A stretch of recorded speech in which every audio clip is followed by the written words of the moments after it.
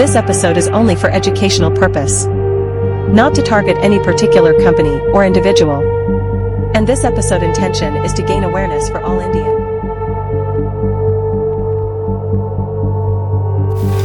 வணக்கம் சார். வணக்கம் சார், இந்த எபிசோட எதுக்காக நீங்க ஆரம்பிக்கிறீங்க? நிறைய ஐடி கம்பெனிஸ் இருக்கு, நிறைய சாஃப்ட்வேர் கம்பெனிஸ் இருக்கு, நிறைய கார்ப்பரேட் கம்பெனிஸ் இருக்கு. யார் வேணா சாஃப்ட்வேர், ஆப், வெப்சைட் டிசைன் பண்ண முடியும். ஈவன் பப்ளிக் பீப்புள், காமன் பீப்புள்னால கூட டிசைன் பண்ணி ஆண்ட்ராய்ட்லயோ லைவ் ஓஎஸ்லயோ அப்லோட் பண்ணி யூஸ் பண்ண முடியும் சொல்லிட்டு லோன் ஆப்போ இல்லை டேட்டிங் ஆப்போ இல்லை கேமிங் ஆப்போ இல்லை ஒரு பெட்டிங் ஆப்போ டிசைன் பண்ணி பயன்பாட்டுக்கு விட்டுருவீங்களா? செகண்ட் ரீசன் பார்த்தீங்கன்னா, சைனா போன்ற நாடுகள், யூரோப்பியன் போன்ற நாடுகள், மிடில் ஈஸ்ட் போன்ற நாடுகளால் பார்த்தீங்கன்னா இந்தியா வளர்ச்சி பாதிக்கப்பட வைக்கணும் அப்படின்னு சொல்லிட்டு நாட்டுக்கு வெளியே பல சதி வேலை பண்ணுறாங்க. எக்ஸாம்பிள் பார்த்தீங்கன்னா, உங்களை ஒரு பப்ஜி மாதிரி கேம் விளையாடி கேமில் முழுங்க வைக்கணும், இல்லை பெட்டிங்கில் பெட்டிங் ஆப்லேயோ இல்லை பெட்டிங் போட்டு உங்களை பணத்தை இழக்க வைக்கணும், லோன் ஆப்பில் கடன் வாங்கி பிச்சைக்காரன் ஆக்கணும், இல்லையா இன்ஸ்டாகிராம் ரீல்ஸையோ இல்லை ஃபேஸ்புக் ரீல்ஸையோ தூக்கிட்டு உங்கள் டைம் வேஸ்ட் பண்ணணும். அப்புறம் நியூட் கால்ஸில், டேட்டிங் ஆப்லலாம் பார்த்தீங்கன்னா யங் பாய்ஸ் எல்லாம் வேலை வெட்டிக்கு போகாமல் பேசிகிட்டே இருக்கணும். ஆக மொத்தம் இந்தியா வளர்ச்சி பாதிக்கப்பட வைக்கணும். தேர்ட் ரீசன் பார்த்தீங்கன்னா, இன்ஸ்டாகிராமில் இருக்கட்டும், யூடியூப்ல இருக்கட்டும், ஃபேஸ்புக்கில் இருக்கட்டும் நிறைய ஆட்ஸ், ஃபேக் ஆப்ஸ் ஜென்ரேட் பண்ண ஆரம்பிச்சிட்டாங்க.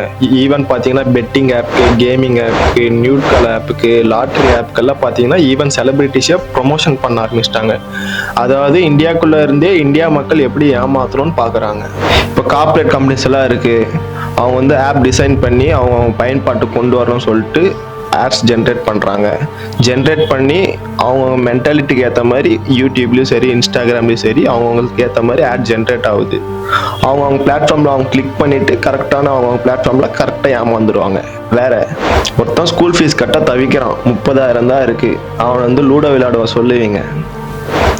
இப்போ ஐசியூபில் ஒருத்தர் அட்மிட் ஆகிறான், லோன் ஆப்பில் லோன் எடுக்க சொல்லுவீங்களா இல்லை ஜூபியில் லூடோ விளையாட சொல்லுவீங்களா? பசங்களாம் வேலைக்கு வெட்டிக்கு போகாமல் இருக்காங்க, அவங்கள நியூட் காலில் பேச சொல்லுவீங்களா இல்லை டேட்டிங் ஆப்பில் பேச சொல்லுவீங்களா? இல்லை பெட்டிங் ஆப்பில் கேரளா லாட்ரி விளையாடப்பா, இல்லை ரம்மி சர்க்கிளில் ரம்மி விளையாடப்பா, இல்லை லூடோ விளையாடப்பா சொல்லுவீங்க? ஆக மொத்தம் இந்தியாவுக்குள்ளே இருந்தே இந்தியா கம்பெனிக்காகவே சதி வேலை பார்க்கணும் இல்லைங்களா? அடுத்து சைபர் குற்றங்களின் பரிணாமம் என்ன? சைபர் குற்றங்களின் பரிணாமம் அதாவது சார், ஃபர்ஸ்ட் நம்ம அப்பா இருக்க காலத்துலலாம் பேசிக் ஃபோன் தான் இருந்துச்சு. அப்போ ATM fraud, OTP fraud, withdraw fraud தான் இருந்துச்சு. நாளடைவில் ஆண்ட்ராய்டு வந்துட்டு அப்புறம், ஆண்ட்ராய்டுக்குள்ளே ஆப் வந்துட்டு அப்புறம், ஆப்புக்குள்ளே ப்ளஸ் அண்ட் மைனஸ் வந்துட்டு அப்புறம் உள்ள நிறைய சேட்டை பிடிச்சவங்கள ஏமாற்ற கற்றுக்கிட்டனால, அவனை பார்த்துவேன் இவனை பார்த்து அவனை பார்த்துவேன் கற்றுக்கிட்டனால இன்னைக்கு சைபர் குற்றங்கள் ஆன்லைனில் தலைவிரிச்சு ஆடுது. வேற அடுத்து ஸ்கேமுக்கும் ஹேக்கிங்க்கும் என்ன டிஃபரெண்ட்? ஸ்கேமுக்கும் ஹேக்கிங்க்கும் என்ன டிஃப்ரெண்ட்டு?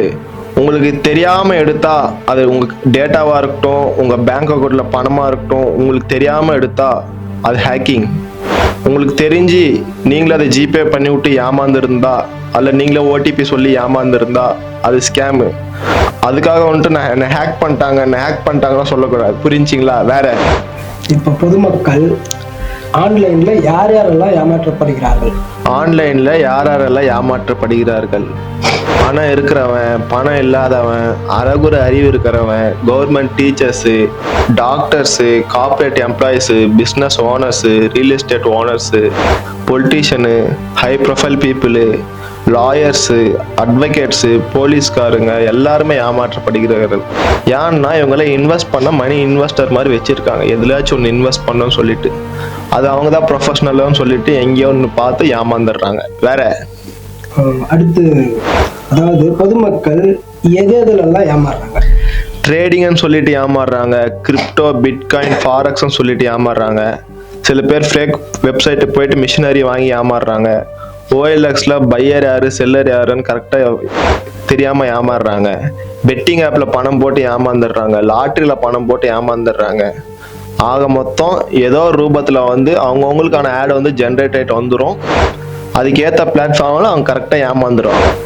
இந்த கார்ப்பரேட் ஆப்ஸ்னால தான் பார்த்தீங்கன்னா இந்த பொதுமக்களே ஏமாற்றப்படுகிறார்கள். இதுக்கு முன்னாடி பார்த்தீங்கன்னா இவங்க வந்து கார்ப்பரேட்காரங்க என்ன பண்ணுறாங்கன்னா ஃபேக்காக ஆட் ஜென்ரேட் பண்ணுறது, அது வந்து பப்ளிக் பயன்பாட்டு கொண்டு வந்து அதை வந்து ப்ரொமோட் பண்ணி அதை அவங்க ஃபோனுக்குள்ளே இன்ஸ்டால் பண்ணி அதை வந்து யூஸ் பண்ண வைக்கணுன்ற டார்கெட்டோட தான் செயல்படுறாங்க. அவங்களுக்கு ஆட் ஜென்ரேட் ஆகும், அவங்கவுங்க ரீடைரக்ட் ஆவாங்க, அவங்கவுங்க பிளாட்ஃபார்ம்லாம் கரெக்டாக அவங்கவுங்க ஏமாந்துருவாங்க. வேற நெக்ஸ்ட் எபிசோட்ல என்ன பார்க்க போறோம்? நெக்ஸ்ட் எபிசோட்ல ஐயா ஜிபே ரெட் ஃபிளாக்னா என்ன, ஓஎல்எஸ் ஸ்கேம்ல பையர் செல்லர் எப்படி ஏமாற்றுறார்கள், ட்ரேடிங்ல வந்து உங்களை எப்படி ஏமாற்றப்படுகிறார்கள், செக்ஸ் ஸ்கேம் ஆப்ல வந்து உங்களை எப்படி ஏமாற்றப்படுகிறார்கள், டேட்டிங் ஆப்பை வந்து எப்படி உங்க ஃபீலிங்ஸோட விளையாடுறது, லோன் ஆப்ல வந்து எப்படி உங்களை கடன் வாங்கி பிச்சைக்காரன் ஆக்குறது, எப்படி உங்களை வந்து ஜாப் ஆப்னு சொல்லிட்டு இன்டர்வியூ எடுத்து அந்த இன்டர்வியூல செலக்ட் ஆயிட்டேன்னு சொல்லிட்டு ஜாபை பிளேஸ் பண்ணாம காசை பிடுங்கிறது, க்ரௌட் ஃபண்டிங்ல போய் எப்படி பணம் பிடுங்கிறது, எப்படி ஃபேக் வெப்சைட்ல இருந்து ப்ராடக்டை வாங்கி உங்களை ஏமாற வைக்கிறது. வாழ்க வளமுடன். நன்றி, வணக்கம்.